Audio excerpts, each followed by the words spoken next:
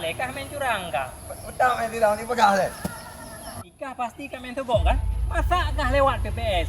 Ikah ijazah SD, sedangkan yang terima yang paling ubut SMA. Pada saja. Ha? Dah togok. Okey lo mangai yo. Hai, ngampu mata ha dua. Ya ampun mata. Yo hana tegak ke bobo, hana tegak tu. Mungkin hana kata togok pupas hai lewat. Yo cik dah aku nya cik aku dong ah. Berarti cik lah yang cik kah? Cik dong ah. Oh berarti cik lah kah main curang kah? Masa ikah saudara-saudara, perti saudara timong. Nek inan cik, mabit, anu, cuco. Hai, tak cium cik dah dong kah. Tak cium cik dah dong. Dapat keluarga. Panggil belah lu. Panggil. Tak cium cik dah dong. Boleh. Boleh aku masuk. Semua saya. Itu panggil dah deh. Boleh.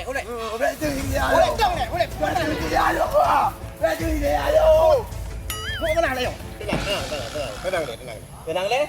Tak kelong yo aku. Tenang le.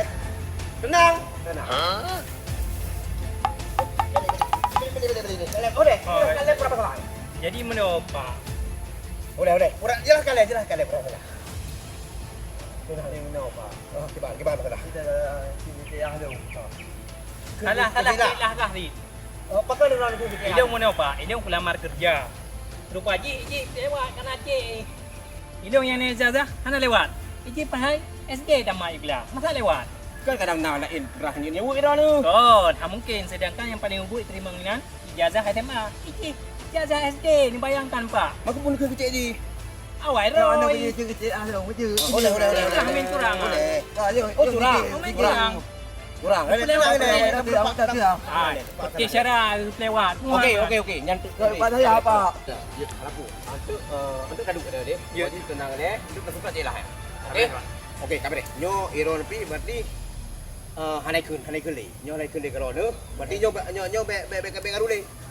Nyo luo juga deh. Kau backli mana? Cium cik dah dong. Buya.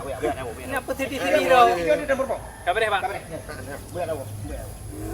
Iro lu. Cium cik